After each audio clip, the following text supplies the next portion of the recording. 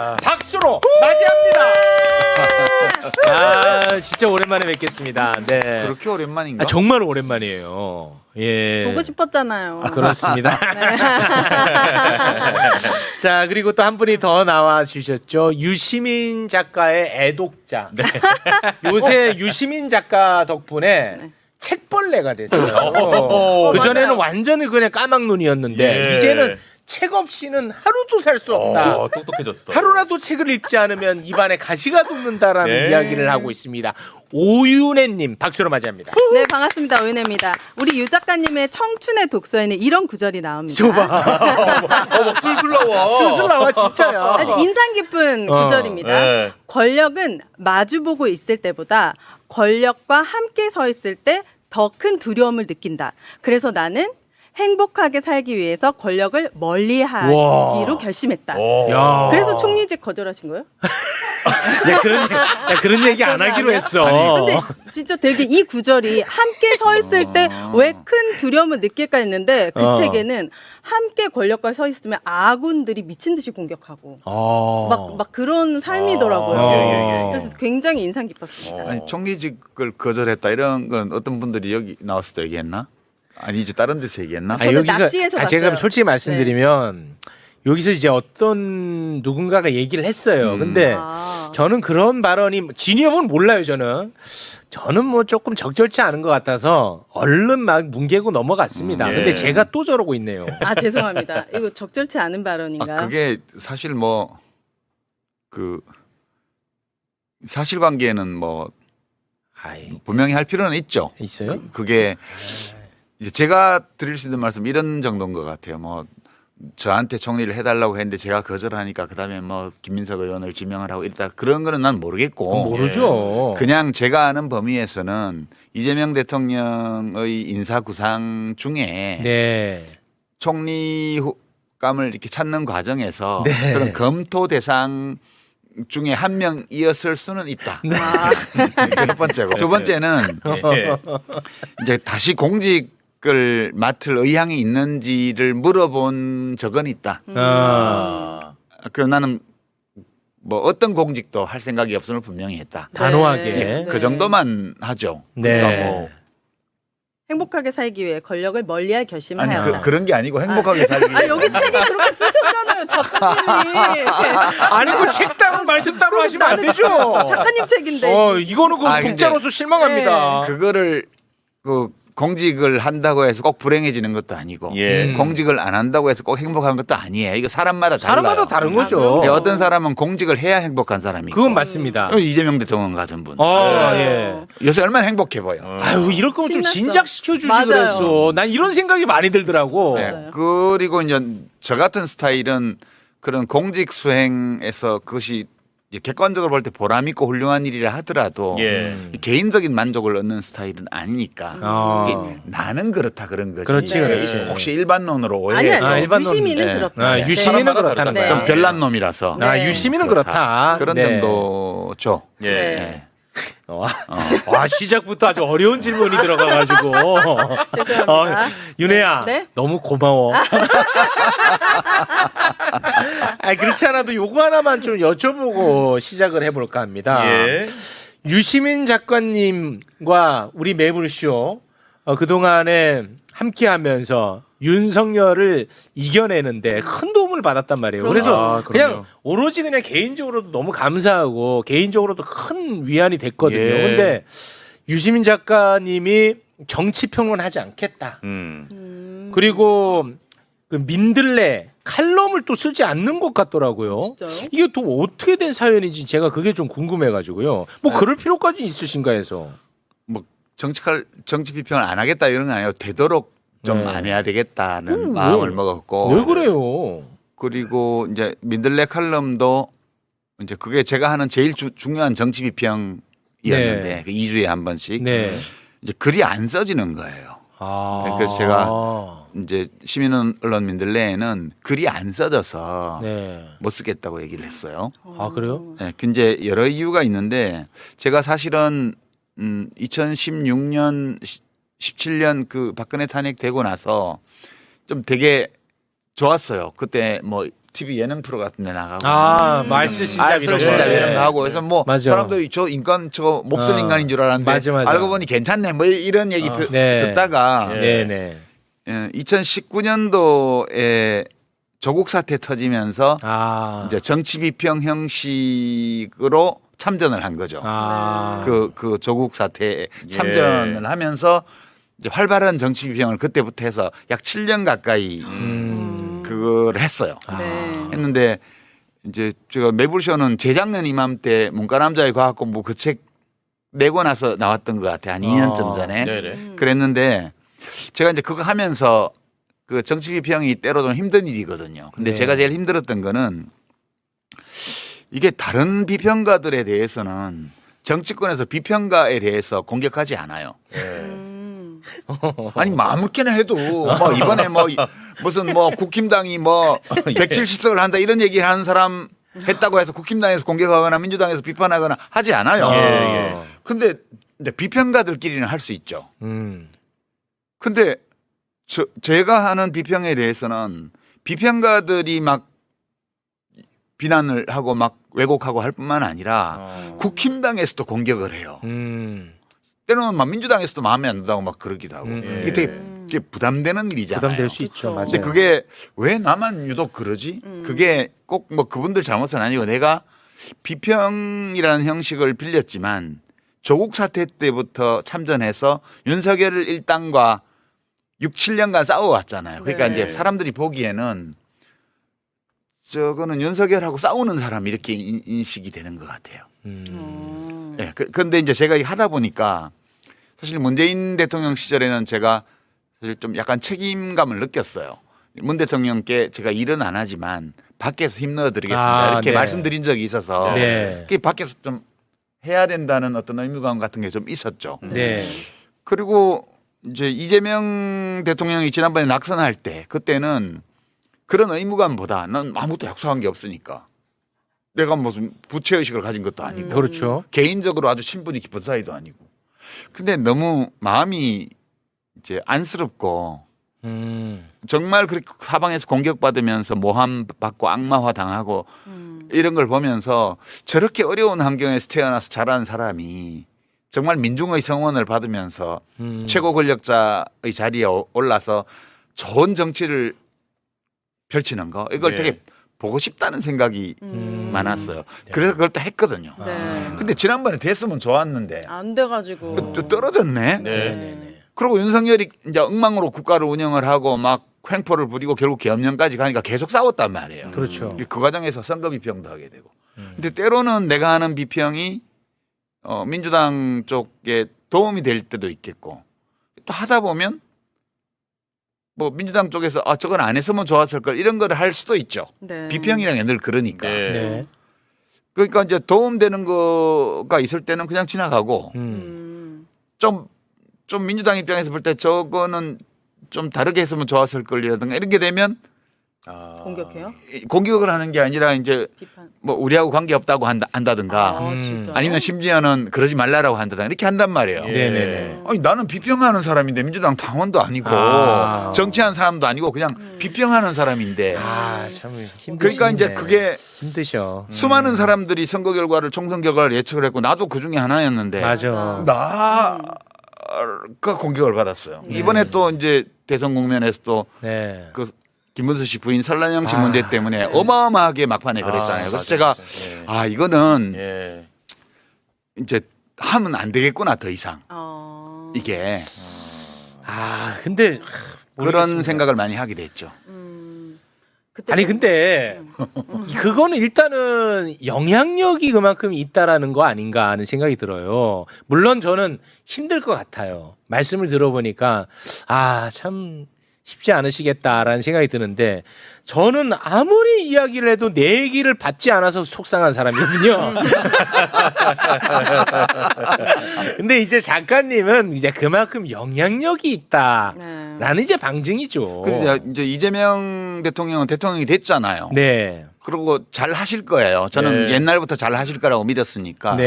그리고 제가 무슨 빚을 진 거라든가 이런 게 없어요. 그냥 일방적으로 제가 이분이 대통령 되는 걸 보고 싶다. 그러면 되게 기쁠 것 같다. 일종의 인간 승리잖아요. 대단한. 네. 그런 거 보는 건 기분 좋은 일이잖아요. 네네네. 이제 그거를 잃었기 때문에 더 이걸 꼭 해야 된다는 어떤 책임 이런 것도 제가 굳이 가질 필요가 없는 관계이기도 하고. 네. 그래서 예, 그래서 이렇게 시끄러운데 때로는 나는 뭐 민주당원은 아니지만 그래도 내가 하는 활동이 그쪽에 좀 도움이 되기를 바라는 마음을 늘 가지고 해왔는데 그게 내 마음과 달리 안 그럴 때도 있잖아요. 뭐 그럴 수 있죠. 그러니까 그거는 부담이 너무 커졌어요. 이번에 이 일을 겪으면서. 아니 근데 그러니까 이제 안 써지는 거예요. 이게 아니 근데 요거 자기 하나는- 검열을 하게 돼요. 이렇게 쓰면 그러면 안 돼. 이게 안 써진다. 문장 하나를 쓸 때마다 네. 이것이 어떻게 악용될 위험? 이게 아군한테 받는 상처가 더 깊고 커요. 아니 꼭 어쩌면. 아군한테 받는 것 때문이 그럴 것 아니라 같아요. 전체적으로 하든 이것이 그러니까 자기 검열을 너무 하게 되는 거예요. 그래서 글이 안 이거 써지시고. 진짜 유시민 상처 너무 크다. 그래서 맞아. 이렇게 자기 검열을 한 문장마다 한 단락마다 계속 검열을 하게 되면 네. 비평을 안 하는 게 맞겠다.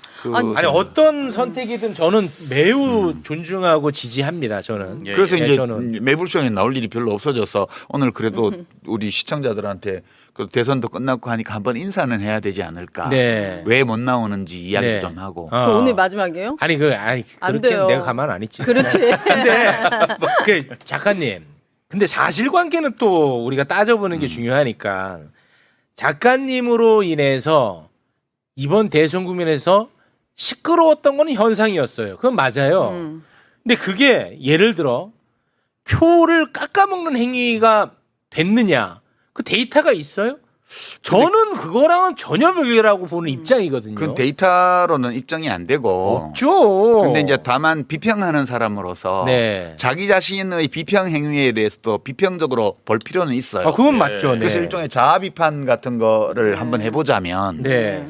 제가 이제 이 설란영 씨 관련 발언 중에 무엇이 문제가 돼서 이렇게 시끄러워졌을까 생각해봤어요. 이건 한번 정리를 해야 될 것 같아 당사자가. 그러면 당사자 말씀 듣기 전에 네. 제가 요거 잠깐 좀 말씀드릴게요. 저는 지난번 대선 국면에서 유시민 작가의 그 설란영 여사 관련한 발언 이것 때문에 개인적으로 혼자서 엄청 괴로웠던 사람이거든요. 뭐냐면 설란영 여사의 빙의를 해서 설란영 여사는 아마 이럴 것이다라는 이야기였어요. 네. 그런데 그거를 두고 언론에서 뭐 여혐이다, 무슨 뭐 엘리트주의다라고 엄청나게 때렸단 말이야. 네. 그리고 방송에 나오는 논객들도 그걸로 엄청나게 비판 많이 하더라고요. 네. 여야 할 것 없이 다 했습니다. 근데 저는 그걸 거의 대부분을 다 봤습니다. 이건 제 느낌이지만 그 해당 발언을 진짜 제대로 듣고 비평한다고 느껴본 적이 없어요. 처음에 만들어진 프레임대로 그 안에서 후적되더라고. 나는 그거를 다 듣고도 그 발언이 불편할 수 있다고는 생각합니다. 그건 뭐 각자의 몫이니까. 근데 제대로 듣고 보지도 않고 언론이 만든 프레임대로만 가는 거야. 그래서 내가 그게 너무 화가 나는 거야. 있는 그대로 다 듣고 나서 비평한 거는 가능해. 근데 내가 볼 땐 그거 안 봤어. 그래서 내가 이걸 한번 하려고 했었는데 괜히 또 하면 긁어부스럼이 될까봐 또 내가 못 하겠는 거야. 그게 또 내가 비겁해 보이고 혼자서 굉장히 좀 힘들었던 기억이 있어서. 그러시구나. 네. 그럼 미안해요 힘들게 해가지고. 아니야. 진짜. 근데 공교롭게도 네. 그때 그 빙의에서 했던 발언이 그러니까 추정이지 어떻게 보면 그 발언을 증명해주는 증언들이 나왔었어요 또. 네. 그래서 그런 건 별로 중요하지 아이, 않아요. 저한테 중요해요. 예. 그래서 오늘 그것만 한번 좀 듣고 갔으면 그래, 좋겠어요. 준비를 예, 해놨어요? 그거 하나만 좀 듣고 그런 가겠습니다. 것도? 그래서 네, 그래서 준비했어요? 허락해 주신다면 네. 유시민 작가의 원 발언 보고 네. 그거를 증명해 주는 발언 이렇게 두 개 연결해서 네네. 보겠습니다. 됐죠? 예. 네, 일단 그러면 유시민 작가의 그 문제가 됐던 그 발언부터 일단 한번 듣고 옵니다. 설란영 씨는 저는 이해할 수 있어요. 왜 저러는지. 그러니까 유력한 정당의 대통령 후보 배우자가 다른 유력한 후보 배우자를 공개적으로 헐뜯는 이런 말을 하는 것은 저는 처음 봐요. 설란영 씨는 그때 구로 20단인가 있던 세진전자라는 그 전자부품회사 노동자 위원장이었어요. 그리고 이제 김문수 씨는 한일 도르코 지금 금속연맹 산하에 거기 노조위원장을 했죠. 그러니까 김문수 씨가 학출 노동자, 대학생 출신 노동자로서 찐 노동자하고 혼인한 거예요. 그러면 그 관계가 어떨지 짐작하실 수 있죠. 김문수 씨는 너무 훌륭한 사람이에요. 설란영 씨가 생각하기에는 나하고는 균형이 안 맞을 정도로 대단한 사람이에요. 원래부터. 그리고 그렇게 훌륭한 삶을 살았어요. 그 관계가 그렇게 돼 있는 거고 그런 남자와의 혼인을 통해서 내가 조금 더 고양되었고 그렇게 느낄 수 있겠죠. 자기 남편에 대해서 비판적으로 보기가 어려워요. 이런 조건에서는. 국회의원 사모님이 됐잖아. 남편을 더욱 우러러보겠죠. 경기도지사 사모님이 됐어요. 더더욱 우러러보겠죠. 대통령 후보까지 됐어요. 그러니까 자기 남편에 대해서 비판적 거리를 유지하는 게 되게 어려워요. 그래서 이제 원래 본인이 감당할 수 없는 자리에 온 거예요. 이 유력한 정당의 대통령 후보 배우자라는 자리가 이 설란영 씨의 인생에서는 거기 갈 수 없는 자리예요. 그래서 이 사람이 지금 이렇게 발이 공중에 떠 있어요. 영부인이 될 수도 있는 거예요. 그러니까 제정신이 아니다 그런 뜻이죠. 한마디로. 예. 자, 설란영 씨는 아마 이렇게 생각하고 있는 것 같다라는 발언이었습니다. 예. 자, 저는 이걸 보고 되게 이상하다, 문제가 된다라고 그때도 생각 안 했고 지금도 생각 안 하는데 네. 이걸 다 보고 야, 이거는 문제가 있다 발언 이렇게 생각하는 사람도 저는 있을 수 있다고 보는 각자가 입장입니다. 생각이 다를 수 있으니까. 그렇습니다. 예. 근데 대신에 좀 보고 판단해라 하는 차원에서 요거를 이제 보여드린 거고 예. 이게 추정해서 말씀을 하신 건데 참 공교롭게도 과거에 설란영 여사와 함께 노동운동을 했던 분이 또 증언을 한 게 또 있어요. 마침 예. 그거 한번 또 듣고 오겠습니다. 그 설란영 씨하고 결혼했을 때 심각했어요. 그때 한참 서울대 나온 놈들이 운동권에서 주름 잡으면서 노동자 출신 여성들하고 결혼하는 게 유행처럼 발생했던 때였습니다. 그때 노동자 출신 설란영 씨를 결혼하면서 하루는 제가 대학서점이라는 곳에 봉천사회를 갔는데 설란영 씨가 제가 굉장히 친한 친구였는데 저를 본 척만 척하고 동아일보를 펼치고 보는 거예요. 그래서 이상하다고 생각했는데 그걸 보고 나더니 책꽂이에 이제 먼지를 터는 거예요. 그래서 야, 너 뭐해? 나 왔는데. 그랬더니 나 할 일 많어. 동아일보 사설도 봐야 되고 한겨레 신문 사설도 봐야 되고 조선일보 사설도 봐야 되고 일본어까지 공부해야 된다. 이렇게 이런 얘기를 듣고 깜짝 놀랐어요. 근데 김문수 씨는 그때 설랑영 씨가 갖다 준 밥을 서점에 쪽방 안쪽에서 밥을 먹고 있었어요. 그래서 제가 소리 질렀어요. 야! 노동자 출신하고 결혼했으면 있는 그 자체로 존중해야지. 이게 뭐 하는 짓이냐. 그러면서 존중할 수 없는 그런 태도에 대해서 질책하고 돌아섰습니다. 네. 유시민 작가가 빙의해서 추정한 것을 어떻게 보면 약간 좀 뒷받침해주는 증언처럼 저는 느껴졌는데 자, 제가 얘기하고 싶은 건 여기까지고 이제 뭐 당사자니까요. 유시민 작가님. 굳이 저런 거를 볼 필요 없어요. 저한테는 중요했어요. 문제는 저한테는 중요했어. 이제 조금 전에 제 말하는 영상이 나왔는데 우선 이제 한 두 가지 문제가 있어요. 하나는 작은 문제고 하나는 이제 좀 큰 문제일 수 있는 제 발언에. 첫 번째는 그 제정신이 아니다 그 표현이 있죠. 그건 좀 뭐 과할 수 있죠. 그거는 되게 이제 비평하는 사람으로서 좀 과한 표현이에요. 그런 거는. 그러니까 그런 표현 쓰면 안 되는 건데 저기 약간 그 다스베이다라는 데가 좀 캐주얼한 데여가지고 제가 그러니까 저 캐주얼한 분위기에서 나온 이 캐주얼한 발언이 어떻게 쓰일 수 있다는 생각이 안 한 거예요. 그러니까 그거는 비평하는 사람으로서 잘못이 있는 거죠. 자기 검열을 했어야 되는데 저때 좀 되게 해이한 자세로 했어요. 이제 그 이제 첫 번째 문제고 저거는 제가 이미 좀 잘못한 거라고 얘기를 한 적이 있어요. 이제 더 근본적인 문제는 이게 이제 국힘당에서 전국의 플랜카드를 저를 공격하는 플랜카드를 걸고 막 지지층 투표 동료를 하고 막 그랬습니다. 그러니까 뭐 일개 비평가의 발언을 놓고 그런 일은 유력한 없죠. 정당이 전국의 플랜카드를 며칠간 걸고 막 유세장에서 떠들고 막 뭐 종편 이런데 대담에 나와가지고 공격하고 사례를 저는 듣도 보도 못했는데. 그렇습니다. 그래서 유시민 찍겠다는 사람도 많이 나왔어요. 인지도 너무 올라가가지고. 아니 출마도 안 했는데. 이제 아까 제가 한 발언 중간에 보면 학출 노동자 김문수 씨가 찐 노동자 설란영 씨하고 혼인했어요. 이렇게 말을 하고 나서 네. 그 관계가 어떨지 짐작하실 수 있죠. 이렇게 말을 했어요. 그건 잘못된 말이에요. 그게 제일 큰 문제가 있는 발언인데. 그러니까 저는 대학 출신 노동운동가하고 찐 노동자가 혼인한 사례를 여러 알아요. 제가 네네. 80년대에 활동할 때 아까 또 이제 어떤 노동운동가 분이 말씀하신 것처럼 그 유행처럼 한때 해가지고 그런 커플들을 여러 알거든요. 네네. 근데 어느 커플도 김문수 설란영 커플 같지 않았어요. 그때도 이미. 예.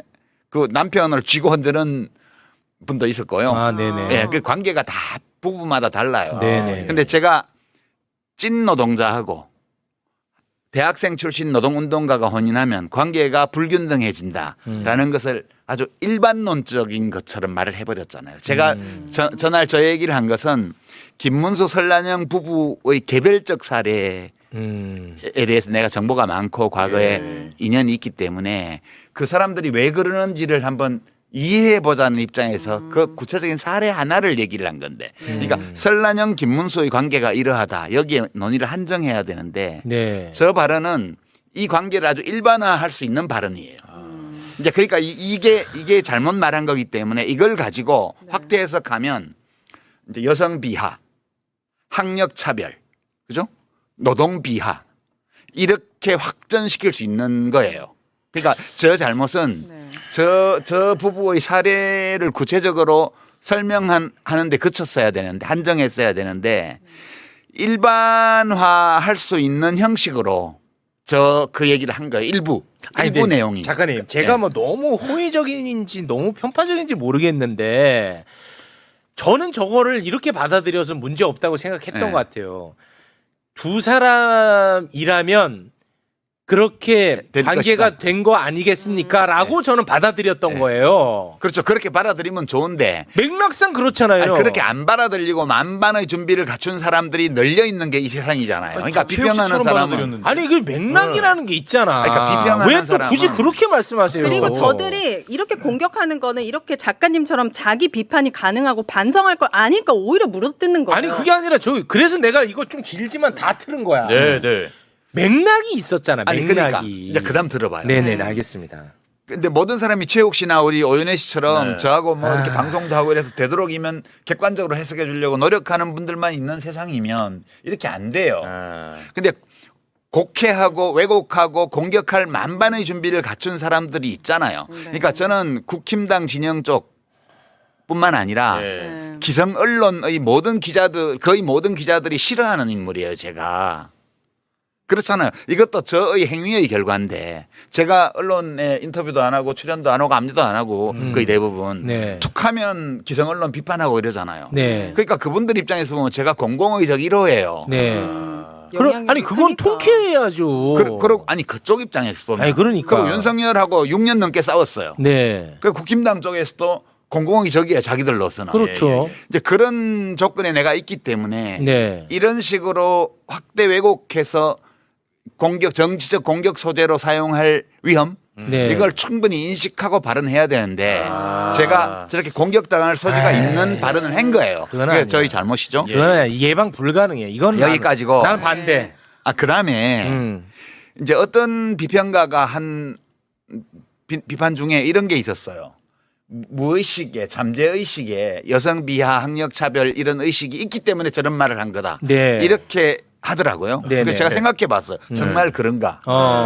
생각해 봤는데 그럴지도 모르겠다는 생각을 한 거예요. 너무 그렇게 바르려고 아니, 하지 마요. 무의식의 영역이란 건 내가 의식을 어떻게 못하는 거잖아. 당연하죠. 그러니까 이제 이 문제는 내가 이렇게 심지어는 무의식의 영역에 있을 수 있는 것까지도 의식의 영역으로 끌고 들어와서 그것을 내가 자기 검열을 해야 된다. 비평을 계속 하려면. 너무 자기 비하하지 마. 아니 비하가 아니요. 왜 그래요? 이거는 진짜. 객관적으로 비평하는 거예요. 그러니까 그거 무의식의 세계니까 내가 의식의 영역에서 그렇다 아니다 나도 말을 못 하는 거예요. 그럴 수도 있지. 근데 그런 것 때문에 저렇게 안이한 태도로 말을 한 것일 수 있기 때문에 정말 무의식의 영역에 그런 게 있는지까지도 의식적 진단의 대상으로 삼아봐야 되겠다는 생각했고요. 여기까지가 이제 자아 비판이고. 네. 그래서 이거가 결과적으로 나타난 걸 보면 제가 매우 흥미로운 사실을 하나 발견을 했는데 네네. 이걸 가지고 이제 저를 비판했던 그룹이 두 그룹이 있어요. 첫째는 국힘당 패거리들이고 네. 이제 국힘당 정치인들과 후보 진영 네. 후보 부부와 네. 그다음에 뭐 그건 그걸 편드는 자연스럽죠. 언론인들과 그걸 편드는 비평가들과 자칭 네. 그런 사람들이 공격하는 건 너무 자연스럽죠. 자연스럽고 네. 알 수 있어 왜 그러는지. 그렇습니다. 두 번째는 네. 여성의 전화나 뭐 민주노총이나 이런 시민사회단체 있잖아요. 네. 진보적 시민사회단체. 여기서 또 비난 성명이 많이 나왔거든요. 많이 나왔어요. 네. 이 둘은 동기가 달라요. 네. 이 두 번째 그룹은 정말로 어떤 비평가가 무의식의 영역에서라도 네. 이런 인식을 갖고 있기 때문에 저런 발언을 한 게 아니냐라고 의심할 수 있죠. 네. 그리고 그렇게 의심하면 발언할 수 있는 거고요. 네. 그다음에 이것이 대선 국면 막바지에 국힘당 쪽에서 이거를 이용해 먹고 있다는 사실은 그 사람들이 신경 쓸 문제가 아니에요. 네. 이분들은 이른바 신념윤리, 자신이 옳다고 믿고 있는 바에 따라서 옳은 일만 하면 되는 거지. 내가 하는 행위가 현실에서 초래할 수 있는 어떤 예측 가능한 결과에 대한 책임까지 느끼면서 일을 하는 분들이 아니에요, 이분들은. 네. 그러니까 이분들이 이렇게 하는 거는 자신의 신념에 따라서 하는 거기 때문에 이것은 그러네요, 그렇지 않네요, 서로서 논쟁할 수 있는 문제라고 저는 봐요. 근데 국힘당과 그 패거리들이 한 거는 저는 되게 좋게 봤어요. 왜요? 왜냐하면 이분들이 이토록 인권 감수성이 그래요?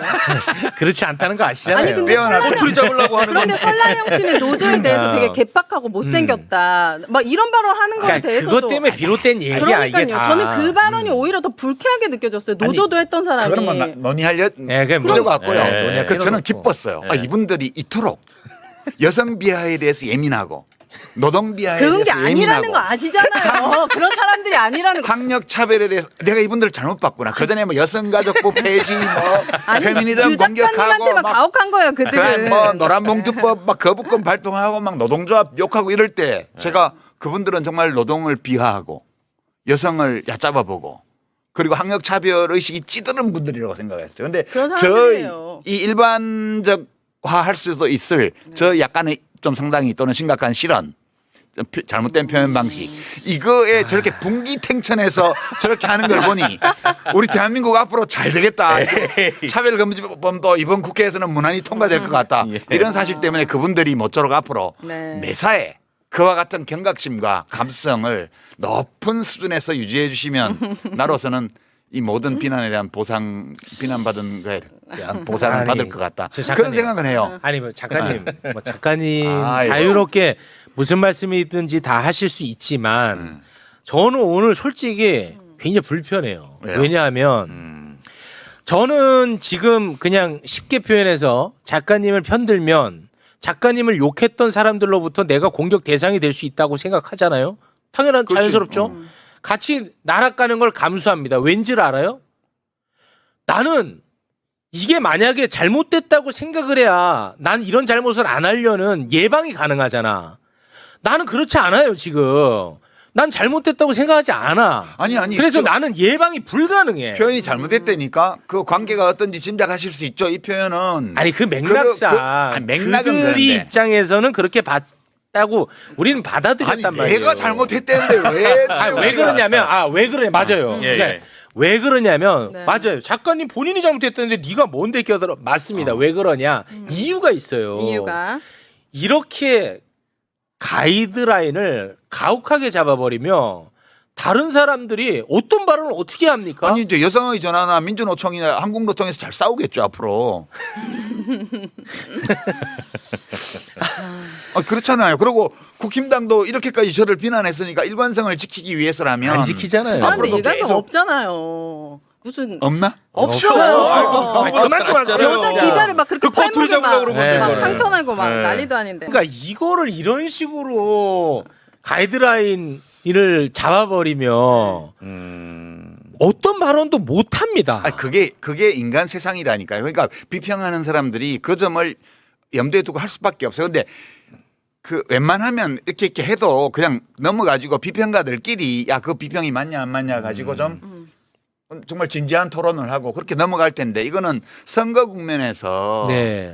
그냥 공격 수단으로 득표 네. 수단으로 이걸 사용을 했잖아요. 그렇죠. 그러니까 저로서는 좀 특이한 케이스라고 봐야죠. 네. 이게 이 정도로 부담이 오면 정말 한 문장 한 단락을 쓰는 것이 좀 힘들어지는 거죠. 그러니까 네. 예. 그럼 그러니까 좀 그런 쉬세요. 이제 원하시니까 조금 쉬면 돼. 지금 휴식이 필요해. 글이 잘 써질 때쯤 다시 또 비평을 하시면 되니까. 지금은 강요하지 말아요. 그래요. 강요하지 마. 강요하지 아니, 마. 내가 왜 개인적으로는 강요하냐면 힘드실 수 있잖아. 민들레 칼럼을 중단하면서 예. 내 논평할 게 사라졌어.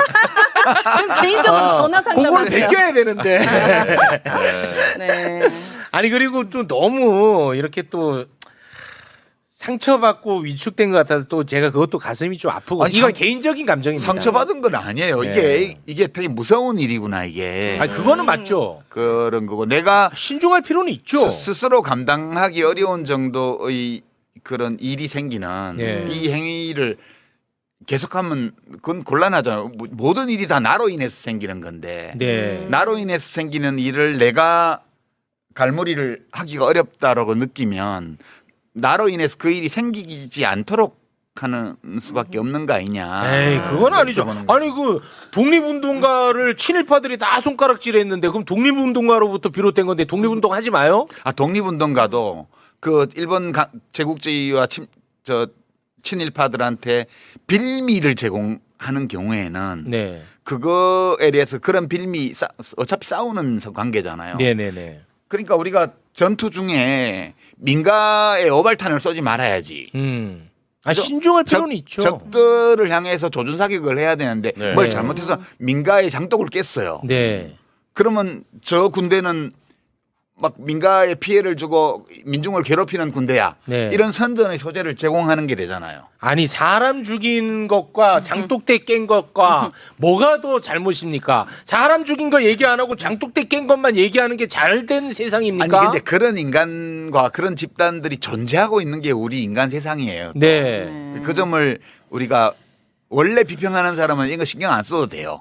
원래 비평하는 사람은 자신의 신념 윤리에만 철저하면 되거든요. 네. 근데 내가 이렇게 살다 보니까 어쩌다 보니까 이게 그냥 내가 저지르는 어떤 오류 이런 것들이를 민주당에 덮어 씌워 가지고 뭘 그렇게 할 수 덮어씌워요? 있는 세상이 되어 있더라고. 이것도 과대망상인지 모르겠는데. 과대망상이에요. 아니 작가님 네. 대한민국 전체를 청소하려는 사람이 장독대 하나도 깨지 않겠다고 생각하는 게 너무 오만한 거 아닙니까? 아니, 오히려 나는 그런 사람 아니거든. 아니 그러니까 그 장독대도 깰 수 있고 깼다고 혼날 수도 있죠. 그래, 아니, 깼으면 그러니까. 물어주면 되는 거고. 그러니까 계속 공격하는 거 아니에요 지금. 그래. 작은 흠결에도 저렇게 좋아, 막 이러니까 오윤혜 좋아. 성직자입니까 우리가? 아, 그럼. 그러면 진보 진영 비판형이 어려워져요. 저들 좋다. 룸살롱 가고도 말도 안 되는 재판 계속하는 사람들도 많은데. 아 좋아. 네, 그래서 저는 당분간 그냥 빈 활만 쏠려고요. 그러니까 집에서 혼자서 비평하거든요. 커피 마시면서. 이렇게 제 아내나 제 아들이 듣는 데서 아 네. 이러면서 뭐라고 한마디씩 네, 해요. 네, 아, 네. 이건 잘된 일이네. 뭐 좋은 일이네. 아유, 어떻게 이렇게 판사가 이러지? 이런 거를 이제 화살을 채우지 않고 빈말을 혼자 쏘는 거예요. 네. 그렇게 지낼 거예요. 알겠습니다. 당분간. 지금 네. 댓글에 네. 이 주제로 너무 길게 얘기하는 그러니까 거 아니냐라고 독서 이야기 하는데 언제 하냐. 이런 얘기 하려고 모신 거고 정치 비평 안 하십니다. 여러분 지금 오해하고 계시네. 네. 이런저런 이야기하면서 이제 뭐 그냥 잠정적으로 네. 시간도 다 돼가네, 그죠? 끝인사 하는 거예요 오늘. 잠정적이요. 네, 끝인사 아니에요. 그리고 책 이야기는 안 돼. 조금은 해야지. 책 이야기. 네, 네. 아니 네. 내 책 얘기가 아니라 독서에 관한. 그러니까 독서에 관한 독서가 이야기. 뭐가 좋죠? 여기 작가분이 준비 엄청 해줬더만 네. 한마디도 하지 않나. 아니, 오늘 원래 이제 주제는 독서 아니야? 우리가 정보를 접할 수 있는 네. 너무나 많은 매체가 있는데 꼭 이런 시기에도 독서를 해야 되느냐. 이게 이제 큰 주제였거든요. 맞아. 네. 5분이라도 해야지. 그거. 5분 하세요. 네. 5분 하세요. 네. 독서를 왜 우리는 꼭 해야 되느냐. 네. 아니 꼭 해야 될 건 없어요. 아 그래요? 이게 책이라는 거는 그 책을 쓴 사람이 무슨 말을 하고 싶은 거잖아요. 사람한테, 예. 독자한테. 네. 그러니까 어떤 메시지를 담고 있어요. 음. 근데 이 메시지를 여러 방식으로 전달할 수 있는데 그중에 이제 제 오래된 형식이 책이에요. 이거 오래됐다 그래봐야 그리 오래된 건 아니고 네. 몇백 년밖에 안 됐어요. 책이라는 미디어가 생긴 것도. 그러니까 종이에 문자 텍스트를 찍어서 네. 그걸 쓴 사람이 읽는 사람에게 어떤 메시지를 전달하는 거잖아요. 그렇죠. 그러니까 이 책이라는 미디어는 문자 텍스트로 소통하는 그런 매개체에 예. 지나지 않아요. 네. 근데 문자 텍스트로만 소통할 수 있는 게 아니라 우리가 언어 중에서 문자 말고 말로도 할 수 있고요. 그렇죠. 말뿐만 아니라 영상 뭐 이런 거 음악 다 얹어가지고 말하자면 멀티미디어로 소통할 수도 있잖아요. 그렇습니다. 교감하고. 네. 그러니까 그 책이라는 것은 예전에 라디오, 텔레비전 이런 게 생기기 전까지는 책이 뉴미디어였죠. 네. 그러니까 지금 책은 완전 올드 미디어가 돼 있죠. 네. 네. 그렇지만 그러니까 꼭 책을 읽어야만 제대로 된 인간이 될 수 있는 건 아니에요. 다른 미디어를 통해서도 예. 문자 텍스트 아닌 다른 방식으로도 얼마든지 지식과 정보와 감정과 생각과 이런 것들을 전달할 수 있고 받을 수 있습니다. 네. 근데 책이 가지고 있는 장점은 네. 이게 올드 미디어인데도 왜 안 죽냐 하면 오로지 문자 텍스트로만 전하기 때문에 네. 이 유튜브 보는 거와는 달리 여기는 다 보여주는 심지어는 댓글까지 보면서 볼 수 있어. 네. 네. 근데 이 책이라는 이 문자 텍스트로 이루어진 미디어는 그 책을 쓴 사람하고 그 책을 읽는 나하고 둘만 교감해요 여기서. 그리고 어떤 주제, 어떤 문제에 대해서 거의 할 수 있는 이야기를 전부 다 담아놨어요. 질문 하나, 어떤 책 한 권이 한 개의 질문을 다루는 책인 경우도 많아요. 네. 그러니까 굉장히 깊게 들어가면서 문자 텍스트에 불과하지만 영상을 머릿속에 조합할 수 있어요 우리가. 때로는 필자 글쓴이의 음성 지원이 되는 것 같은 느낌이 네, 맞아요. 받기도 맞아요. 하고요. 네. 호흡이 맞으면. 네. 그래서 독자가 이 영상을 보는 것과 달리 많은 부분을 자기 직접 해야 돼요.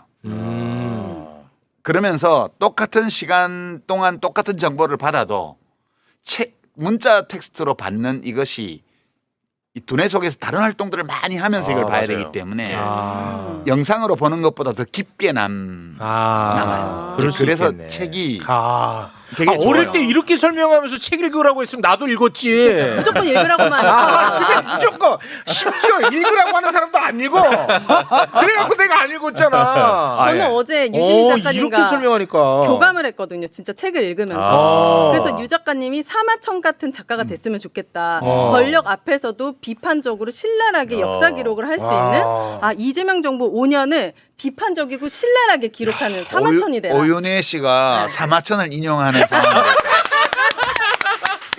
와 대단하다. 근데. 책이라는 미디어의 위대한 점을 우리가 지금 바로 보고 있는 거예요 현장에서. 나는 제가 말에 실수하네. 우리가 사마귀를 실수한 줄 알았어. 야 사마천에 나도 놀랐어. 그러니까 나 깜짝 놀랐어. 근데 진짜 어. 많은 도움이 되고 교감이 됐습니다. 근데 저도 윤석열 계엄이로 6개월 동안 두 가지 취미가 생겼거든요. 6개월. 그 힘든 6개월 동안 네. 하나는 술이고 하나는 책이었어요. 아 좋아. 술도 좋고 책도 좋아. 왜냐면 전 신앙이 없으니까 미래가 너무 암담하고 희망이 주님을 없는데. 모시는 거지. 막 누군가는 종교가 있는데 어디에 기대야 돼 하면서 이제 책을 펴게 되고 야. 맹자를 보고 유시민을 보고 야 낭만이 최강문을 보고 최강욱을 보고 예. 낭만이 있어. 이렇게 버텼죠. 저도 진지하게 좀 고민이 하나 있는데 요즘 시대가 책을 읽기 좀 어려운 시대잖아요. 피로하고 바쁘고. 저 같은 경우는 책을 펴면 끝까지 못 읽어요.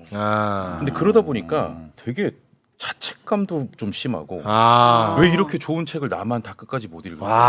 좋다 이 질문. 방송도 못 하고 왔는데 책도 못 이런 자괴감이 요즘 좀 빠지더라고요.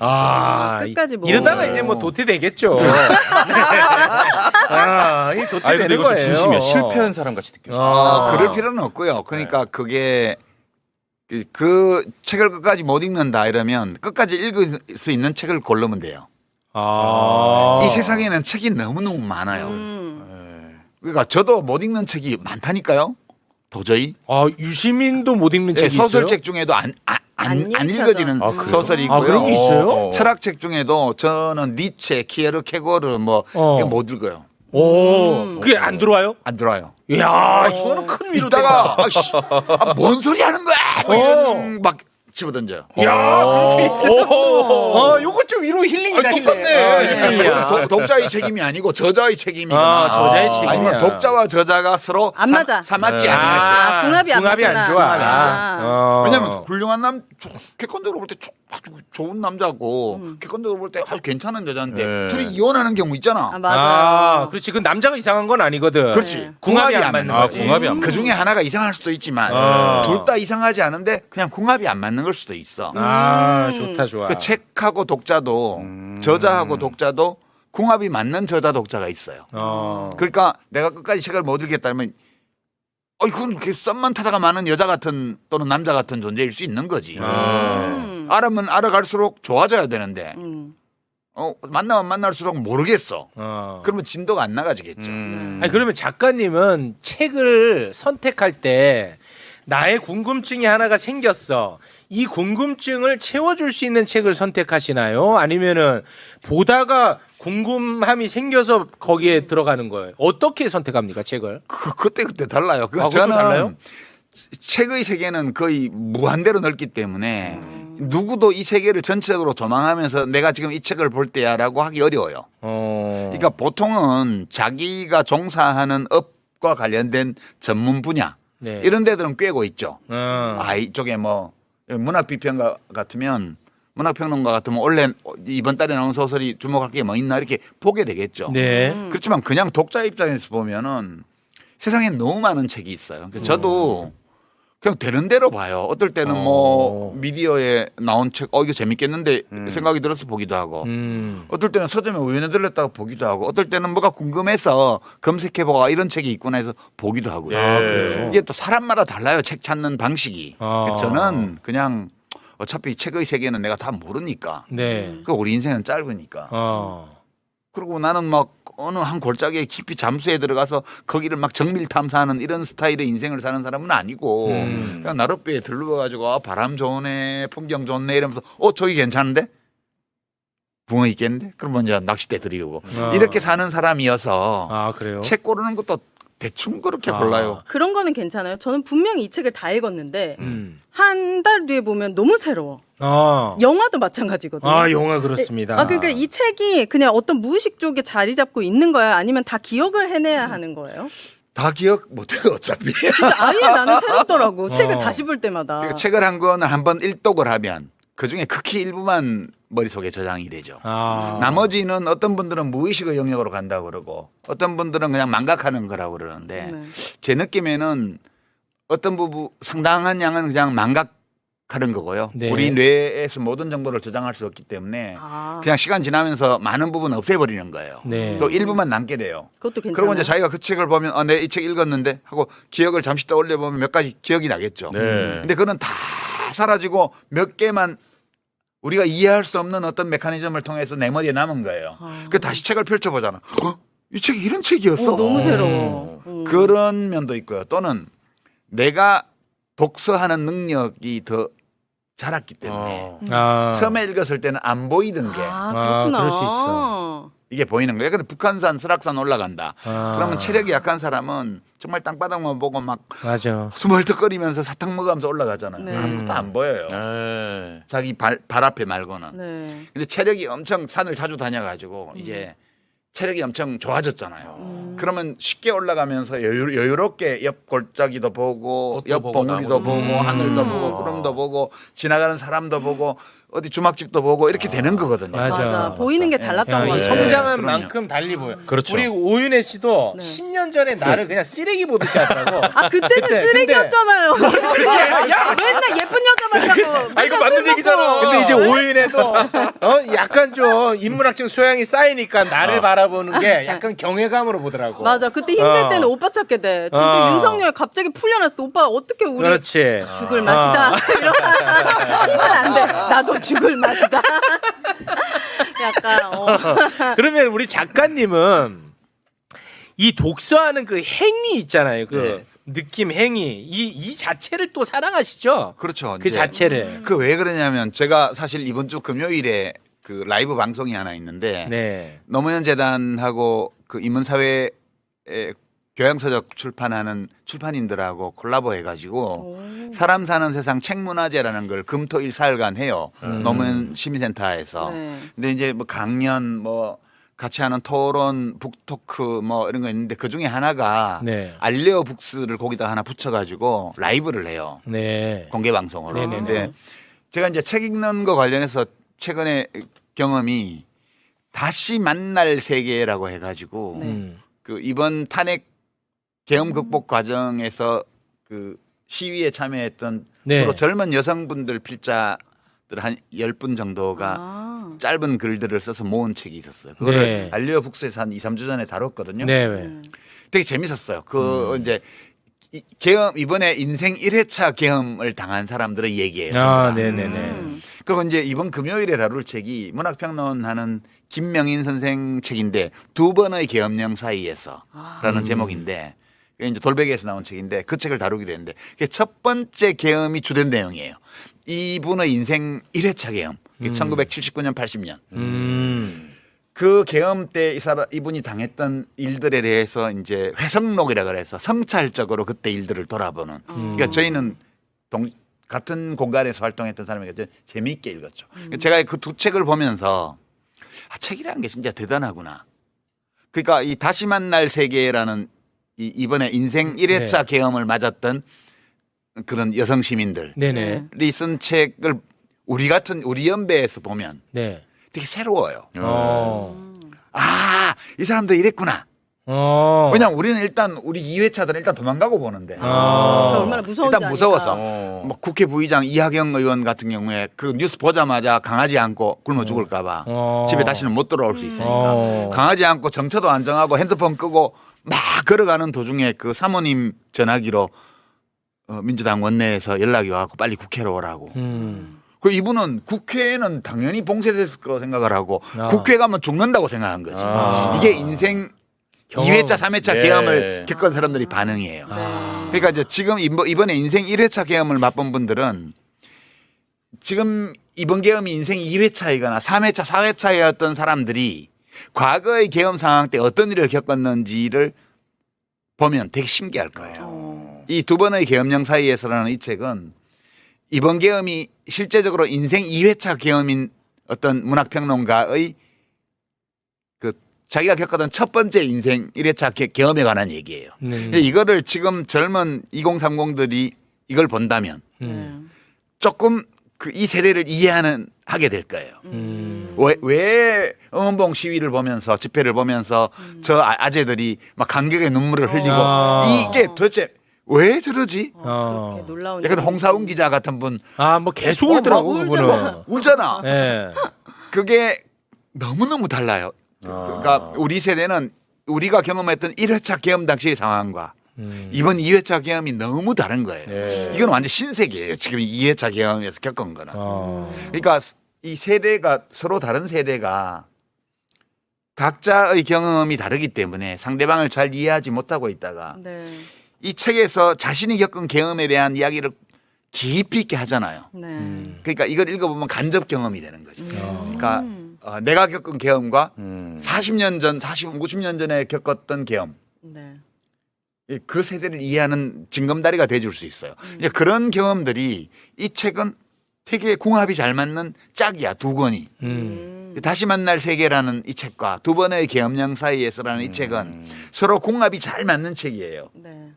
그러니까 이런 경험, 이게 소통이라는 게 결국은 그냥 한두 마디 말로는 다 전할 수 없는 이 계엄에 대한 그 어떤 경험 네. 이런 것들이 간접 경험으로 서로 공유되는 거죠. 그래서 제가 이 김명인 선생의 책에 대해서 부제를 붙인다면 네. 라고 하고 이제 우리 제작진한테 이런 부제 생각해 보라고 그랬어요. 다시 만날 뻔했던 세계. 되게 너무 끔찍해요. 그러네요. 네. 근데 확실히 우리 작가님은 책 얘기할 때가 제일 행복해 보이네. 그러니까, 마치 반짝반짝. 내가 여자 얘기할 때 그 표정이. 진짜 손짓, 눈빛, 그치. 표정 이 반짝반짝하시잖아요. 모든 게 행복해 진짜 보이신다. 내가 여자 얘기할 때랑 너무 흡사해서 나 혼자서 막 키득거렸어. 맞아.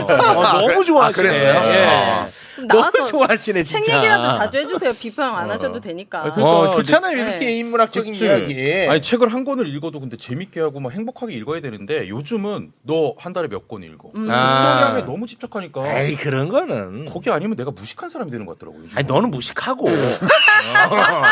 그거는 맞고. 그건 맞아. 그건 그렇다고 맞아. 무슨 네. 몇 권으로 이렇게 접근해 오는 무식하면 애들도. 어때요? 뭐 사회에 피해 주는 거 아니 없잖아요. 근데 실제로 요즘 어. 독서량에 집착하는 친구들 많아요. 아유 그런 건 의미 없고. 아, 네. 그러니까 그런- 독서량에 집착하는 거는 제 생각에 물론 책을 많이 읽으면 좋긴 해요.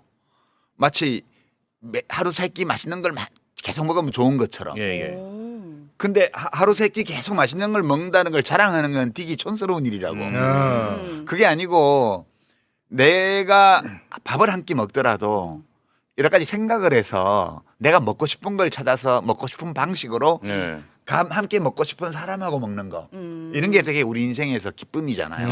예. 책도 똑같아요. 책도 많이 읽으면 좋긴 하지만 네. 많이 읽는 것이 선은 아니죠. 그렇죠. 그러니까 한 권을 읽더라도 정말 맛있게 맛있게 읽어야지. 이 책을 내용을 내가 이해했다를 넘어서서 책을 읽는 행위를 둘러싼 여러 일들이 있어요. 그런 것들을 함께 생각하면서 느끼면서 이렇게 책을 읽으면 네. 읽고 나서 다 잊어버려도 돼요. 어차피 잊어버리는 건데 예. 그 잊어버린 것 같지만 언젠가는 또 그 일부는 살아 돌아와서 내게 돼 있다는 걸 알게 돼요. 좋습니다. 유 작가님이 낚시 채널에서 이런 말씀 하셨어요. 내가 먹는 음식이 내 몸이 되고 어. 내가 읽는 책이 내 생각이 된다고.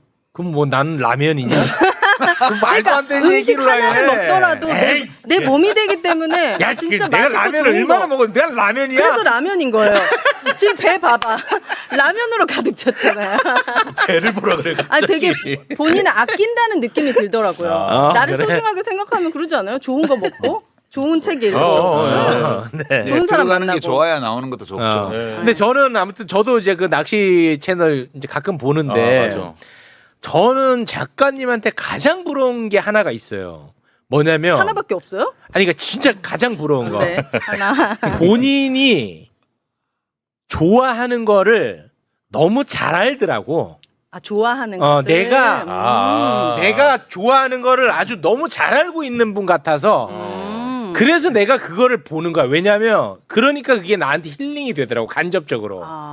잘 봤나요?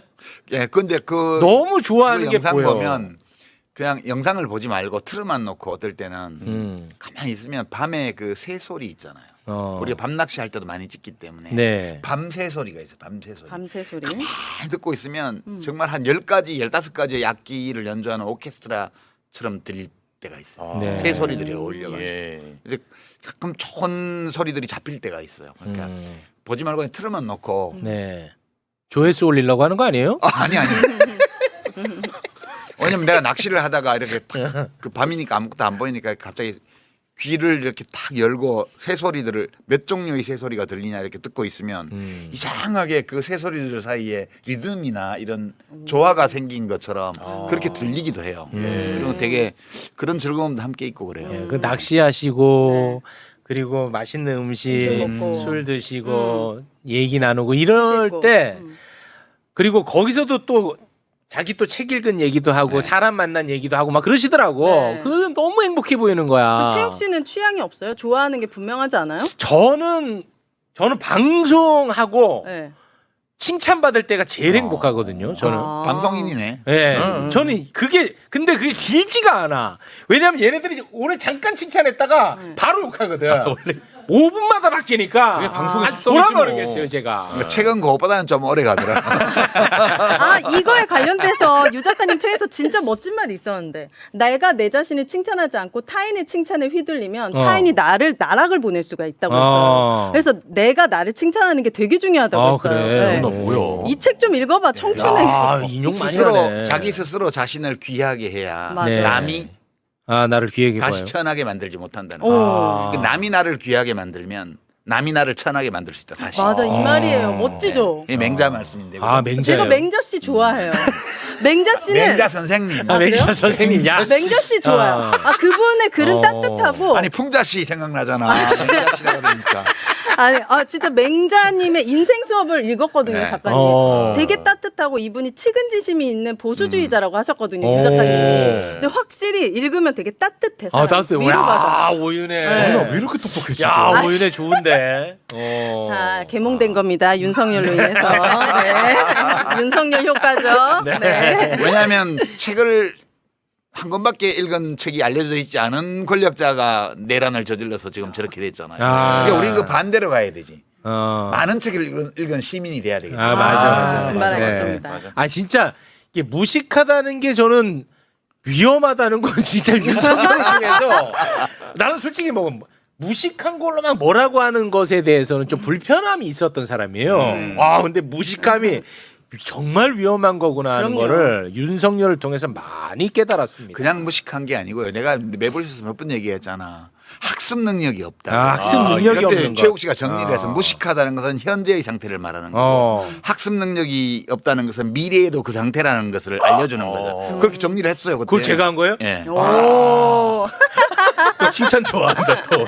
휘둘리지 말라고. 요거는 이틀은 가겠는데. 좋은데. 그래서 내가 최욱 씨가 그냥 그 유력한 방송인 그 저널리스트로 인정받는 건 아니다라고 얘기를 했죠. 아이고, 맞습니다. 제 이야기를 또 우리 유시민 작가가 인용을 하니까 더 있어 보이는데. 그러니까. 얘네가 제 거를 가끔 갖다가 인용하는데 네. 쓰레기로 만들어요. 진짜. 그러니까. 네, 누가 인용하는지도 중요합니다. 네, 그렇습니다. 네, 고맙습니다. 오늘 저는 개인적으로 정치 이야기 할 때보다 더 좋았던 것 맞아. 같아요. 저는. 더 위로가 되고. 네, 너무 좋았는데 가끔 뭐 이 정도 이야기는 하실 수 있지 않겠습니까? 이건 별로 뭐 할. 그리고 제가 솔직히 오늘 작가님한테 정말 매우 개인적으로 궁금한 질문을 많이 준비해 왔어요. 그래요? 예. 해봐요. 근데 가야 될 시간. 근데 오늘 앞에 작가님하고 이야기를 하면서 엄청 많이 해소됐어요. 그래요? 예. 그렇구나. 뭐 체육 해소 방송이야 뭐야? 아니 네. 그러니까 내가 지금 정말 고민하고 있고 힘들어했던 것들을 진짜 오늘 질문을 많이 해왔는데 야 유시민도 저렇게 고민하면서 사는구나. 다 그런 식으로 조금씩 맞춰가면서 사는 거구나. 맞아. 하는 거를 내가 너무 많이 배우고 죄송하지만 또 위로도 많이 받았어요. 유시민 귀한 줄 알아야 돼요. 그럼 모르는 사람 없어. 체육 귀한 줄 알아야 되고. 모르는 사람 맞아. 없어. 최영진 귀한 줄 알아야 돼요. 네. 야 유시민도 본인 삶 안에서 저렇게 고민 많이 하고 상처받고 네. 평소에는 고민 안 하는 사람으로 보였어요? 아니 그러니까 뭐냐면 자기의 해답을 자기가 탁탁 갖고 있다고 생각했죠. 맞아. 예, 그래서 이제 저도 오늘 정말 많이 준비해 왔어요. 되게 구체적인 질문들을. 근데 뭐 유시민도 저렇게 얼마나 깊이 있게 고민하다가 내놓은 답이겠어 오늘. 맞아요. 네. 그게 느껴집니다. 그게 느껴져가지고 네. 저한테 해답이 됐습니다. 네. 그 하여튼 책 읽는 거는 중요해요. 특히 비평하는 분들이요. 꼭 제가 이제 조언을 하나 드리면 우리 재작년 6월에 여기 처음 나와가지고 내가 첫회 둘째 3회 가면서 그 프란스 드바리 쓴 침팬지 폴리틱스 얘기를 했잖아요. 난리 났었죠. 그러니까 그게 그냥 나와서 윤석열을 비판하는 거하고 저런 스타일의 저런 행위를 하는 사람을 왜 권력자로 뽑았으면 그렇게 필연적이든 우연이든 그런 스타일의 권력자가 권력의 정점에 올라갔을 때 그에게 앞으로 무슨 일이 닥칠 것인가 그리고 그런 일이 닥치는 이유가 뭔가를 학술적으로 상당히 설명을 했잖아요. 맞습니다. 네. 그러니까 그 책 한 권을 읽고 한국 정치 특히 윤석열 시대의 한국 정치를 보는 거하고 그런 이론적인 기초 없이 그냥 인상 비평으로 자기 기분 따라 비평하는 거고 정말 그러니까 다르죠. 제가 이제 오늘 나온 김에 네. 이제 많은 비평가 젊은 비평가들이 지금 활동하고 있습니다. 종편에 워낙 프로그램도 많고 하기 때문에 뭐 공중파도 일부 그런 거 하는 거 네. 있고 제가 아쉬움을 늘 느끼는 건데 그냥 언론에 이미 보도된 거 남이 한 말 이런 것도 필요하면 인용하고 다 써야 되지만 자기가 본인이 공부를 해야 돼요. 맞아요. 그러니까 공부를 안 하니까 거의 매일 나와서 비평하는데 한 2시간씩 아무 타격감이 없잖아. 맞아. 와 진짜 맞아. 그러니까 내가 나가서 비평을 하는데 어떤 타격감도 없다는 거. 누구도 내 말을 귀 기울여 듣지 않다는 거. 아무 반향이 없다는 거는 내가 하는 말이 내가 하는 비평이 별로 쓸데없다는 뜻이에요. 쌀로 그렇지. 밥 짓는 얘기. 그러니까 좀 발전하기 바랍니다. 아, 그러니까 네, 맞는 말씀. 공부를 하고 진짜 맞아. 예, 뭐 하나라도 이 공론장에서 어떤 우리가 지금 다루고 있는 문제의 표면과 이면 이 모든 것들을 조명해 보는데 네. 참고가 될 만한 뭐 하나라도 내가 가지고 간다. 아, 진짜 이 맞아. 생각을 하면서 비평들을 좀 해줬으면 네. 시청자로서 맨날 종종 보는데 너무 맞는 말씀. 러닝머신 위에서 타면서도 보고 뭐 그거 저 장애인 자막 방송 해놓고 이제 소리 안 나게 해서 다 맞아요. 보잖아. 근데 너무 깝깝한 거예요. 대한민국 네. 공론장의 앞날이 캄캄하다 정말 이런 수준이면. 예. 그래도 저는 예. 좀 희망을 보는 게 저는 유시민 작가랑 뭐 내가 개인적 인연이 있어 뭐 내가 아무것도 없습니다. 근데 제가 유시민 작가를 좋아하는 것은 그동안에 내가 못 봤던 것들을 얘기해주고 그리고 내가 정리 안 한 거를 말씀해주고 그래서 내가 좋아하는 거거든. 네. 굉장히 유시민만 할 수 있는 부분이니까. 근데 그거를 방송을 보시는 분들 그리고 대한민국 시민들도 그걸 안다는 거야. 당연하죠. 그 유시민이 나오면 내가 뭐 조회수 또 조회수지. 조회수가 말을 하지. 아니, 그러니까 내가 그 얘기를 하자는 게 아니고 예. 그만큼 또 사람들이 많이 본다는 거는 나랑 같은 생각을 갖고 있다는 거죠. 당연하죠. 그렇지. 그건 그 당연하죠. 희망이 있는 거죠. 음. 별 얘기 아닌 거 아무짝에 쓸모없는 이야기는 들으려고 하지 않더라 시민들. 그걸 안다 판단한다. 그러니까요. 그 희망의 포인트죠. 예. 맞아요. 그러니까 그거에 부응을 해줘야죠. 젊은 비평가들. 그러니까 이제 나오셔야겠죠. 작가님이 해주시면 됩니다. 아니 나는 이제 젊은이들에게 자꾸 기회가 가있죠. 아직 기회를 더 받을 잘하게. 준비가 안 된 것 같고. 알겠습니다. 그 얘기 하려고 빌드업을 했구나. 길었네. 빌드업이 길었어. 아니, 자주 나오셔야죠. 그래도. 매끄럽지 못해가지고 눈치챘어. 네. 큰일 났네. 너무 늦어갖고 어떡하죠? 네, 이제 가야지 빨리 가야지. 죄송합니다. 네. 자, 오늘은 여기서 마무리 짓고요. 뭐 정치 비평 꼭 아니더라도 뭐 이런 얘기 네, 인문학코너 언제나 아, 개설해 주세요. 가끔 좀 저희와 함께 예. 해주시면 좋을 것 같다는 생각이 듭니다. 유시민 작가님 그리고 오윤혜 씨 두 분 대단히 고맙습니다. 감사합니다. 아. 윤석열 내란 이후 국민들의 불안증을 위로해주시고 불면증 해소제라는 유시민 작가님 정말 감사합니다. 유시민 작가님 매불쇼 이재명 정부를 응원한다면 좋아요, 구독 눌러주세요. 진실한 뉴스를 전달하는 데에 큰 힘이 됩니다. 감사합니다.